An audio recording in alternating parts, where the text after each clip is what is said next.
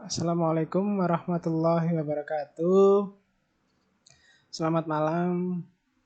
Kembali lagi bersama saya Muhammad Anwar Aini pada mata kuliah Konsep Teknologi. Untuk minggu ini sebenarnya kita ketemu via Meet ya, cuman ada berbarengan sama Maulid Nabi yang ada di kampus. Jadi sementara kita via YouTube lagi untuk pembelajarannya. Untuk minggu kali ini kita akan membahas tentang apa itu metodologi penelitian dan hubungannya dengan teknologi. Untuk selanjutnya kita langsung saja ke materi. Yang pertama, metodologi penelitian ya. Jadi pertanyaannya mengapa sih kita harus melakukan penelitian? Kenapa harus ada penelitian? Kan seperti itu pertanyaannya kalian. Biasanya penelitian itu dilakukan berangkat dari adanya sebuah masalah yang belum diketahui metode pemecahannya yang paling baik. Misalnya, di situ ada sebuah masalah. Jadi, kita perlu melakukan penelitian untuk menemukan sebuah metode pemecahan masalah yang paling baik. Dan misalkan sebuah masalah itu sudah dipecahkan oleh peneliti-peneliti sebelumnya, diharapkan nanti penelitian yang kita lakukan itu bisa memperbaiki atau memberikan hasil yang lebih baik dari peneliti-peneliti sebelumnya. Itu harapan kita sebagai seorang mahasiswa atau seorang dosen yang sedang melakukan penelitian-penelitian terkait untuk perkembangan ilmu pengetahuan. Kalau dari segi bahasa, penelitian sendiri kalau dari bahasa Inggris itu research. Jika diambil dari suku katanya, ada dua suku kata, yakni atau yang kembali, atau to search atau mencari. Kita terus mencari, terus menggali, terus mencari dan mencari apa ketidaktahuan kita atau mengeksplor sesuatu yang tidak kita ketahui, yang nantinya diharapkan apa yang kita teliti, apa yang kita eksplor itu akan sangat bermanfaat untuk kepentingan pengembangan ilmu pengetahuan. Oke. Slide selanjutnya, sebenarnya apa sih yang dikejar dari sebuah penelitian? Jika diambil dari buku yang dikarang oleh Christian Dawson, research is considered activity with aim to original contribute to knowledge. Jadi kembali lagi, research adalah yang diinginkan dari sebuah research adalah kontribusi orisinil dari seorang peneliti untuk perkembangan ilmu pengetahuan. Original contributed and to knowledge. Jadi kita diharapkan pada waktu meneliti itu memiliki kontribusi untuk perkembangan sebuah ilmu pengetahuan. Ini selanjutnya. Di sini untuk ide dari sebuah penelitian itu bisa kita dapat dari manapun. Akan tetapi biasanya beberapa ide yang sering muncul itu biasanya dari beberapa tempat. Ini yang pertama yakni dari tempat kerja. Biasanya tempat kerja itu memiliki begitu banyak permasalahan. Jadi masalah itu nanti bisa diteliti dan dijadikan sebuah referensi untuk kita melakukan sebuah penelitian. Dan yang kedua, di sini adalah ada kita mengikuti conference atau webinar atau kita sedang melakukan belajar mengajar seperti ini, itu juga bisa menjadi sebuah ide di mana kita nanti akan mengembangkan sebuah penelitian khususnya di bidang sistem informasi. Oke. Yang ketiga, di sini kita bisa mendapatkan ide untuk melakukan sebuah penelitian dari membaca beberapa publikasi-publikasi yang telah dipublikasikan oleh peneliti-peneliti sebelumnya. Biasanya kalau kita memilih, bisa memilih dari beberapa publikasi yang terindeks Scopus. Jadi di sana beberapa peneliti-peneliti yang sudah diakui temuannya dan kontribusinya untuk dunia ilmu pengetahuan bisa kalian baca, dan dari situ kalian dapat belajar, dan nantinya kalian bisa membuat sebuah penelitian yang mana penelitian itu akan berkontribusi secara langsung ke dunia ilmu pengetahuan. Yang jelas, ide itu bisa datang dari manapun kecuali dari mimpi. Oke?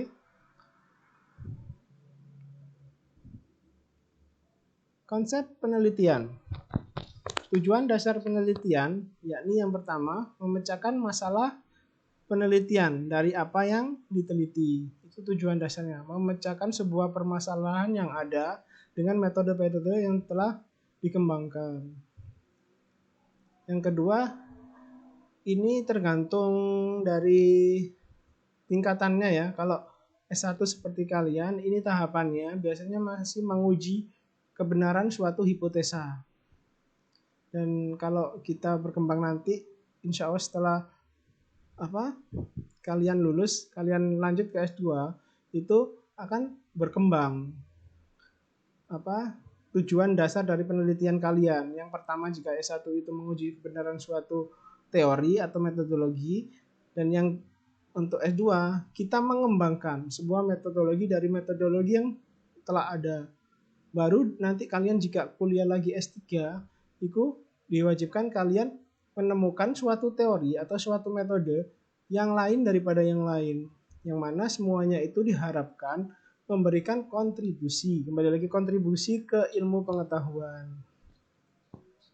Oke, selanjutnya, membangun software bukanlah tujuan utama dari sebuah penelitian. Biasanya kalau kalian lihat tesis-tesis itu untuk S1, itu kan kita outputnya kan membuat sebuah software nih. Nah, sebenarnya membuat software itu bukanlah tujuan utama dari sebuah penelitian. Membuat software hanyalah sebuah testbed untuk mengukur hasil dari penelitian yang kalian lakukan. Selanjutnya, yang banyak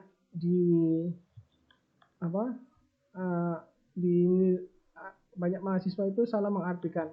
Yang dimaksud kontribusi ke ilmu pengetahuan itu biasanya di mahasiswa itu mengartikan bagaimana kontribusinya apa yang kita buat ke masyarakat. Benar sih, kontribusi ke masyarakat itu tidak secara langsung bisa diukur ya, atau memberikan feedback yang baik bagi masyarakat. Tetapi kontribusi yang diinginkan, yang dimaksud kontribusi ke ilmu pengetahuan itu seperti contoh, misalkan ada algoritma, ada suatu pengembangan aplikasi dengan algoritma A. Nah, itu diharapkan kalian bisa menguji apakah benar. Jika kalian masih di level 1 seperti itu. Nah, untuk di level S2, kalian diharapkan bisa mengembangkan dari algoritma ini, nanti bisa dikembangkan jadi apa sih? Nanti bisa dikembangkan untuk menciptakan teknologi seperti apa sih? Nah, baru di S3 kalian nanti diharapkan bisa menemukan metodologi sendiri atau teori sendiri yang bisa memperbaiki dari teori-teori sebelumnya. Seperti itu. Untuk slide selanjutnya, ini klasifikasi penelitian. Klasifikasi penelitian di sini terdiri dari 3 bagian. Yang pertama adalah pendekatan. Pendekatan itu bisa diartikan pendekatan kualitatif dan pendekatan kuantitatif.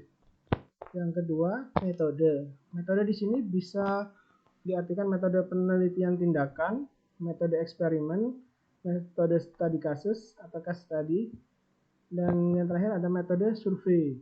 Nanti akan kita bahas satu persatu. Dan yang ketiga, klasifikasi dari penelitian sendiri adalah diklasifikasikan dari jenis kontribusinya, yakni bisa dibagi menjadi dasar dan terapan, explanatory, confirmatory, deskripsi, eksperimen dan korelasi. Oke, yang pertama, pendekatan. Pendekatan sendiri terdiri dari pendekatan kualitatif dan pendekatan kuantitatif. Jika pendekatan kualitatif biasanya lebih ke ilmu sosial. Biasanya konsepnya adalah meningkatkan pemahaman terhadap sesuatu dan bukan membangun penjelasan dari sesuatu. Biasanya lebih dikembangkan di bidang sistem informasi. Polanya biasanya itu pola induktif. Atau kita mengamati dulu sebuah objek, lalu kita menyimpulkan menjadi sebuah konsep atau teori baru. Kalau dicontohkan ini kualitatif ini seperti ini. Misalkan di suatu kelas itu ada 20 siswa. Nah, dari kelas itu kita bagi 10-10. Dari 10-10 siswa tadi kita bagi. Ada kelompok A sama kelompok B. Di kelompok A misalkan kita lakukan pelajaran dengan cara daring. Dan di kelompok B dilakukan dengan cara offline. Lalu kita melakukan pengamatan. Seperti yang di kotak yang pertama ini. Jadi kita melakukan pengamatan mana yang nantinya akan lebih efektif untuk pembelajarannya. Lalu dari situ kita melakukan penyimpulan. Misalkan disimpulkan dari pengamatan tersebut dihasilkan sebuah teori bahwa pembelajaran daring itu lebih efektif dari pembelajaran offline misalkan gitu. Yang kedua di sini ada pendekatan kuantitatif. Biasanya lebih ke sains. Jadi konsepnya adalah bagaimana sesuatu itu dibangun dan bekerja. Biasanya lebih menggunakan skala-skala numerik atau basis pola alur dari deduktif dan induktif. Biasanya untuk pendekatan kuantitatif ini konsepnya seperti ini. Jadi kita mengumpulkan teori-teori dari beberapa sumber-sumber yang ada. Jadi kita mengumpulkan semua teori-teori, membacanya. Lalu dari membaca dan mengumpulkan tersebut kita menghasilkan sebuah konsep. Dari sebuah konsep tersebut, maka kita merumuskan sebuah hipotesis. Lalu kita uji hipotesis tersebut, baru kita tarik kesimpulan. Sebagai contoh seperti ini. Misalkan, kita membaca teori-teori tentang bumi itu bulat. Atau teori-teori tentang bumi itu, dan juga ada teori-teori tentang bumi itu datar. Misalnya gitu. Dari situ, misalkan ada sebuah teori yang mengatakan bumi itu datar. Dari situ kita menghasilkan sebuah konsep. Bagaimana ya kalau kita merumuskan sebuah hipotesis kalau bumi itu bundar sebenarnya gitu. Baru setelah itu kita setelah itu kan jelas muncul beberapa hipotesis kan, misalkan apa benar bumi itu bundar? Apakah bumi itu memiliki bentuk datar dan lain-lain. Nah, dari hipotesis-hipotesis tersebut kita melakukan pengujian. Nah, setelah kita melakukan pengujian, baru nanti kita bisa tarik kesimpulan. Itu perbedaan dari kualitatif dan kuantitatif. Yang kedua, metode. Metode di sini terdiri dari 4 metode. Yang pertama, yakni penelitian tindakan. Penelitian tindakan ini adalah pencatatan penerapan sesuatu oleh sebuah peneliti dengan cara hati-hati, yang mana tujuannya untuk memecahkan masalah dan mengubah situasi. Jadi penelitian tindakan ini lebih ke seperti contoh yang pertama. Jadi kita yang membagi kelas tadi ya. Itu seperti itu. Kalau yang metode yang kedua, di sini ada eksperimen. Eksperimen di sini adalah kita melakukan uji coba dan menghubungkan beberapa sebab akibat yang ada, yang mana nanti akan dilakukan pengembangan dan evaluasi. Jadi itu yang dinamakan eksperimen.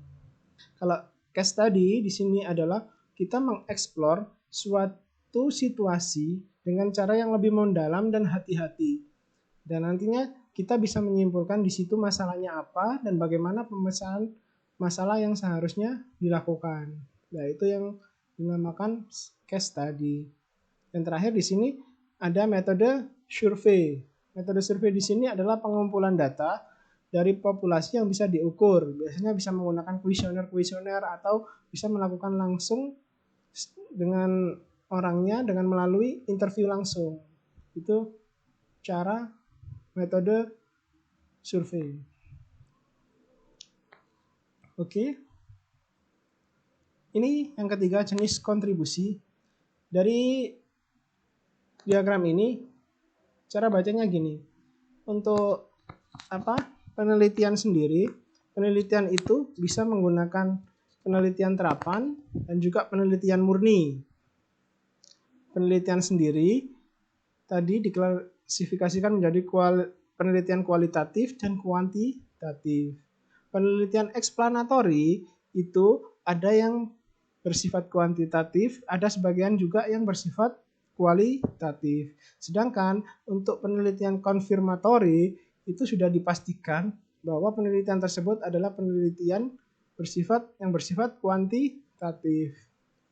Untuk penelitian deskripsi itu ada yang bersifat kualitatif, ada yang bersifat deskripsi kuantitatif.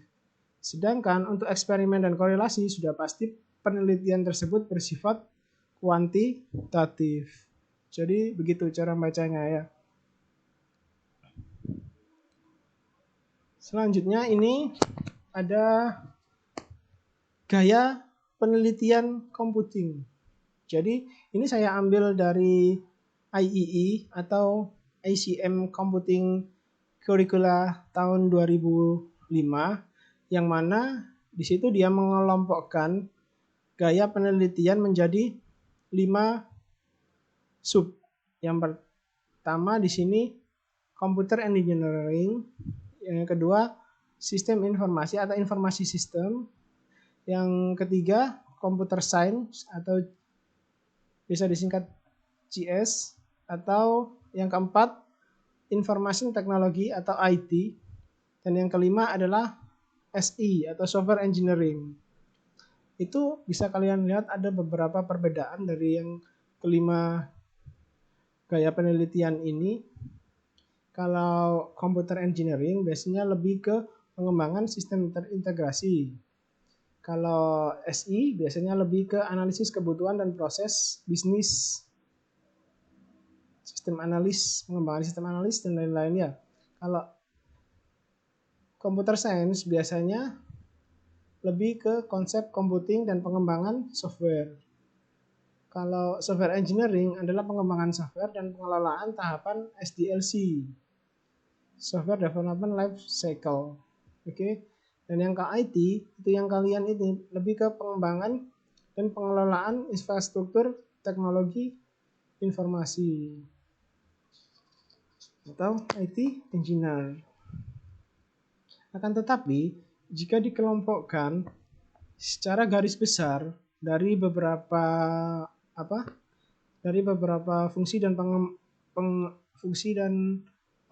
kebutuhannya tadi, itu bisa kita kelompokkan menjadi dua subbagian yang besar, yakni bagian information system itu lebih mirip atau di dalamnya ada sistem informasi dan teknologi informasi. Biasanya aspek yang di dalamnya itu lebih ke manajemen, memanfaatkan, pengukuran dari sistem informasi dan teknologi informasi.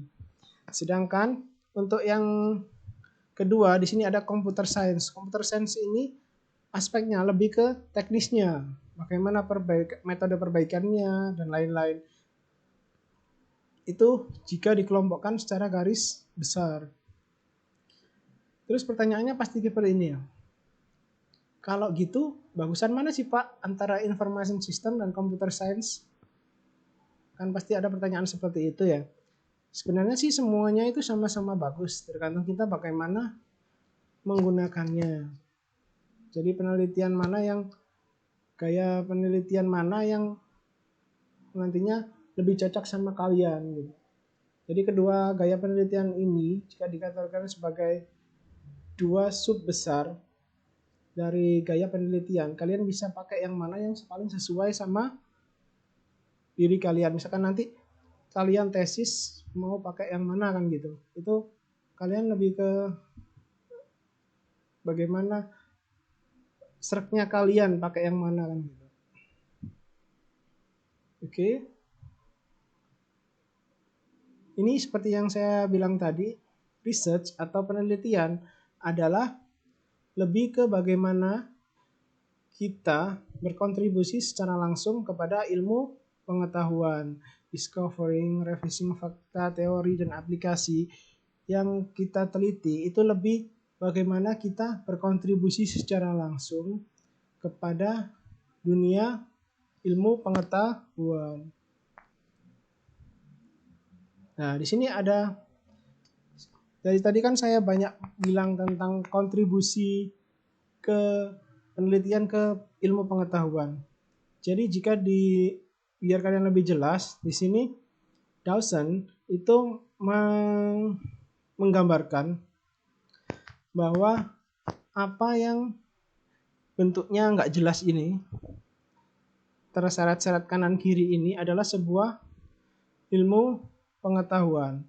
Ilmu pengetahuan ini akan berbeda-beda, akan menghasilkan sebuah hasil penelitian yang berbeda-beda tergantung bagaimana kita menggunakan teorinya. Misalnya kita menggunakan metode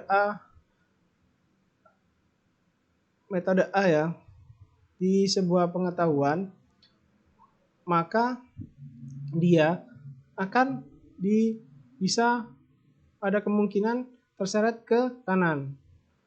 Jika kita menggunakan metode B, ada kemungkinan ini terseret ke kiri. Jadi bentuknya tidak rata gini, tergantung kita bagaimana mengkorelasikan atau bagaimana kita melakukan penelitian yang berkontribusi sama ilmu pengetahuan. Jika lebih jelasnya seperti ini sih, saya kasih contoh ya. Misalkan kita mau meneliti tentang logika fuzzy. Jadi logika fuzzy ini adalah jika digambarkan adalah di sini ada pengetahuan tentang logika fuzzy. Jadi di logika fuzzy ini ada beberapa metode yang dikembangkan. Misalkan satu metode Sugeno. Metode Sugeno ini hasil dari metode ini memberikan sebuah gambaran bahwa sesuatu yang diteliti itu lebih mengarah ke hasil yang ditarik ke kanan, bahwa ilmu pengetahuan itu ketarik ke kanan. Nah, ada metode lain yang menjelaskan bahwa ini metode ini, logika fuzzy ini, jika diterjemahkan menggunakan metode Mamdani, itu hasilnya lebih tertarik ke bawah. Nah, ini metode Tsukamoto lebih ekstrim lagi. Jadi hasilnya lebih ke arah yang berlawanan, lebih ke kiri daripada metode yang dikembangkan oleh Sugeno dan Mamdani. Terus pertanyaannya, jika kita melakukan penelitian, apakah kita harus bisa selevel sama Sugeno, Mamdani, dan Tsukamoto yang bisa menemukan sebuah metode itu? Kan gitu. Sebenarnya metode untuk melakukan kontribusi penelitian ke ilmu pengetahuan, kita boleh sampai di metode Sugeno, Mamdani, Tsukamoto. Kita menciptakan sebuah metode sendiri itu boleh, akan tetapi untuk menyamai dari level-level mereka kita perlu belajar ekstra kan gitu. Jadi untuk memberikan kontribusi lebih, kita bisa mempelajari atau mendeliver apa yang telah mereka kembangkan. Jadi misalkan untuk metode Mamdani ini dia membahas algoritma itu sampai di level sini. Nah, kita lebih memfokuskan untuk melakukan penelitian di bidang algoritmanya. Misalkan ada revisi algoritma dari metode Mamdani. Otomatis kita sudah melakukan kontribusi terhadap penelitian yang telah dilakukan oleh Mamdani dengan metodenya. Dengan kata lain, kita memperbaiki metode yang telah diciptakan oleh Hamdani. Itu juga sudah merupakan sebuah kontribusi terhadap sebuah penelitian. Oke. Ini adalah komparasi penelitian dari beberapa tingkat ya, S1, S2, dan juga S3. Jika penelitian yang dilakukan oleh kalian sebagai mahasiswa S1 itu biasanya diberi nama skripsi. Kalau S2 itu tesis, dan yang S3 itu disertasi. Untuk tujuan penelitiannya sendiri, kalau S1 lebih ke pengujian teori ya. Kalau S2 itu pengujian teori serta pengembangan teori. Seperti saya jelaskan tadi. Untuk yang S3, selain pengembangan, juga penemuan teori baru. Untuk kontribusinya, S1 adalah implementation dan develop. Jadi kita mengimplementasikan dan membuat. Sedangkan untuk S2 lebih ke bagaimana kita mengimprove atau incremental improvement. Oke. Yang ketiga, S3 lebih ke substansinya dan bagaimana inovasinya. Untuk targetnya, jika S1 itu domestik atau konferensi tingkat domestik itu sudah cukup. Akan tetapi jika kita mau lulus S2, biasanya harus melakukan internasional konferensi atau publikasi internasional. Nah, kalau yang disertasi biasanya lebih ke international conference dan international journal. Itu bedanya kompilasi penelitian dari S1, S2, dan S3.